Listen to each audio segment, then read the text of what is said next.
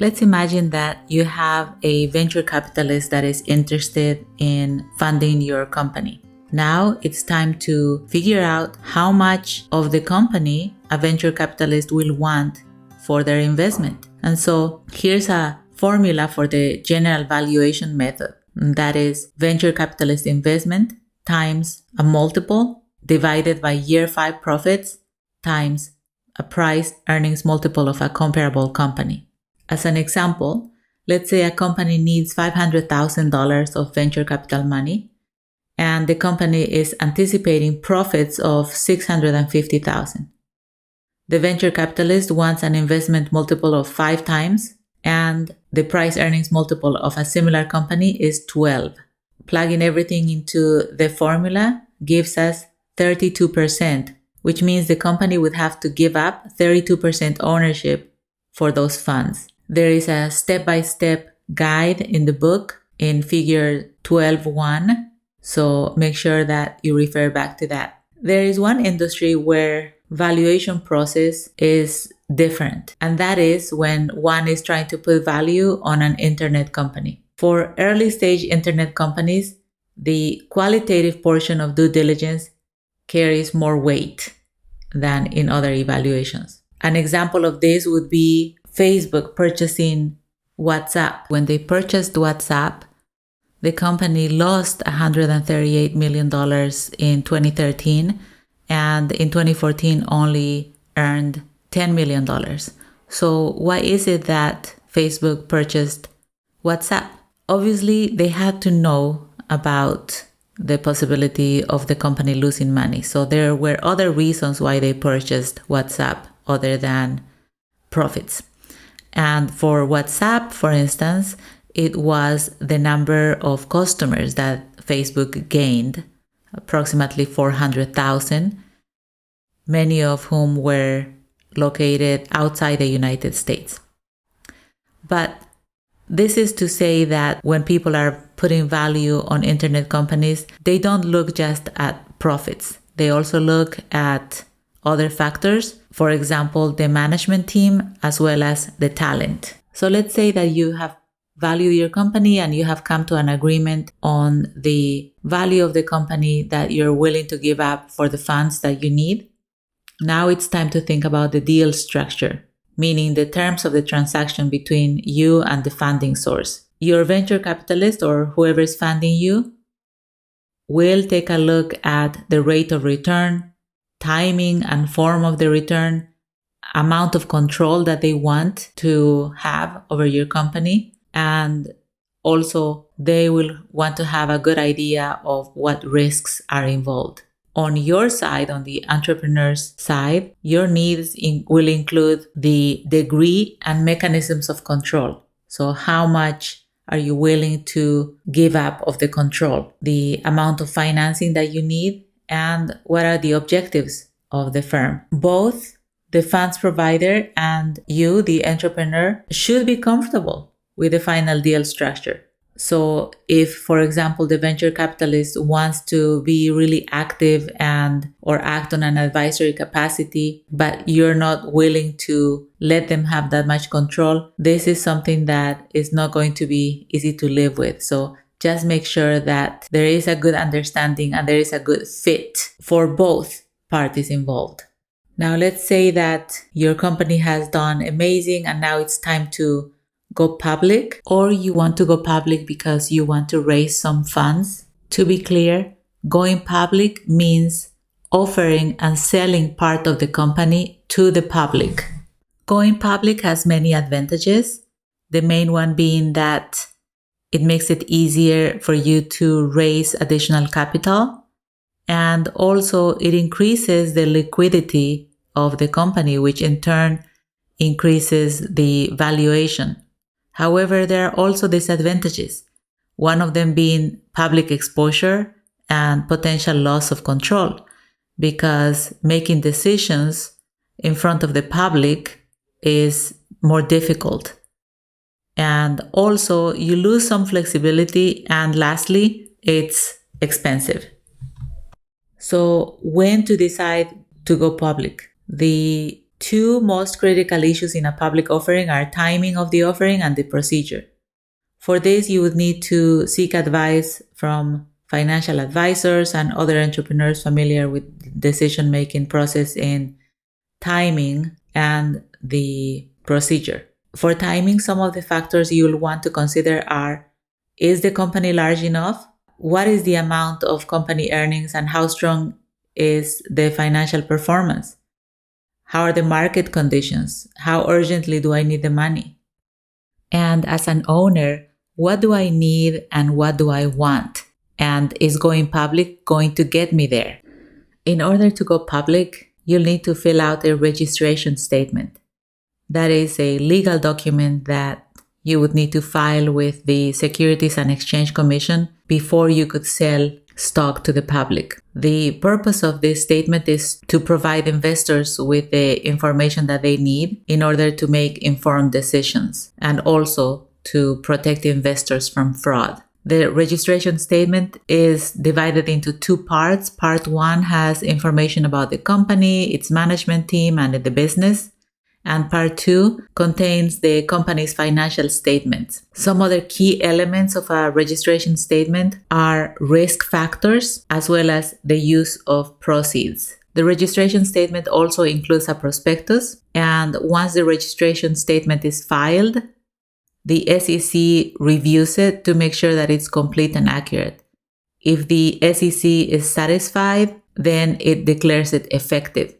Once the registration statement is effective, the company can begin selling its securities to the public. As I mentioned, your registration statement will contain a preliminary prospectus.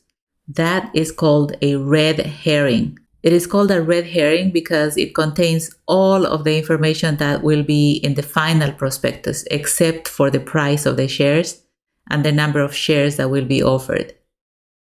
A red herring is used to gauge investors' interest in the IPO and to build momentum for the offering. It's also used to give investors a chance to review the company's financial information and business plan before the IPO. The SEC will note any deficiencies and then will distribute your registration statement to the underwriting group. A pricing amendment will be filed by you a few days before the IPO is scheduled to launch. The pricing amendment contains the final price of the IPO shares and then the number of shares that will be offered. In order to get a final IPO price, you will be working with your investment bank to set the price based on investor demand.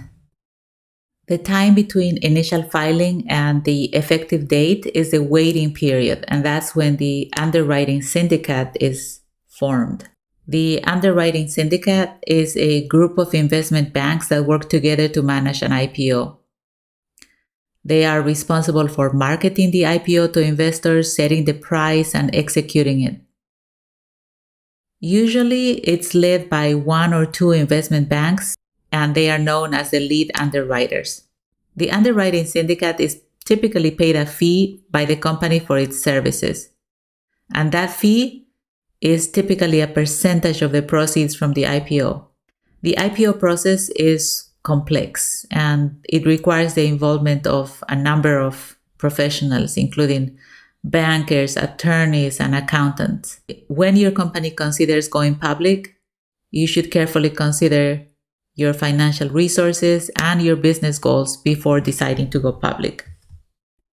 You'll also have to undergo a quiet period, which is the time from when your company decides to go public to 90 days after the prospectus becomes effective. During this time, the company and its management team are prohibited from making any public statements or engaging in any promotional activities that could influence the price of the company's shares. The purpose of the quiet period is to ensure that all investors have equal access to information about the company and that the IPO price is determined by market forces and not by promotional activities. During the quiet period, the company and management team are only allowed to communicate with investors through the prospectus and other SEC-approved materials. They're also prohibited from giving interviews to the media or attending investor conferences. Securities of small companies must be qualified under blue sky laws. Blue sky laws are state security laws that are designed to protect investors from fraud. And they apply to all public offerings of securities, including IPOs. Blue sky laws vary from state to state, but they all require companies to register their securities offerings with the state securities regulator before they can sell their securities to investors in that state. It typically involves filing a disclosure document with the state securities regulator and paying a filing fee. Blue sky laws can add complexity and they can add cost as well. If your company were at this stage, it would be essential to consult an experienced attorney to make sure that blue sky laws are being complied to. After going public, there are a number of things that need to happen. These include the company needs to continue to file financial reports with the SEC. The company needs to hold regular shareholder meetings, and they must comply with other SEC regulations such as insider trading regulations and proxy solicitation regulations. The lead underwriters for an IPO continue to provide support to the company. And the things that they do include providing advice on capital markets and investor relations, helping the company to raise additional capital through follow-on offerings. And they also provide research and trading coverage of the company's stock. They have a vested interest in the company's success after the IPO, and so they play a valuable role in helping the company succeed by providing support and expertise. There are also other reports that will need to be filed, and those are the ones that you can see on your screen.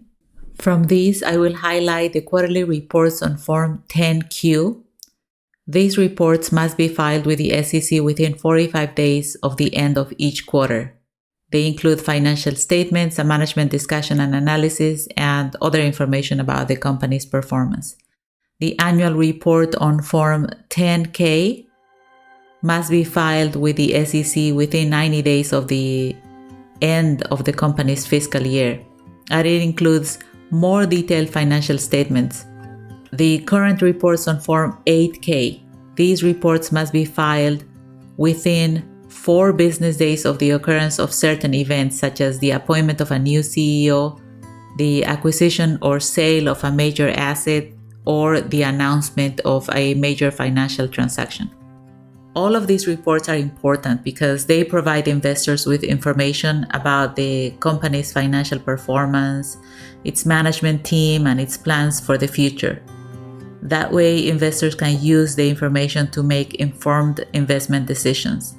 And with that, we've come to the end of Chapter 12.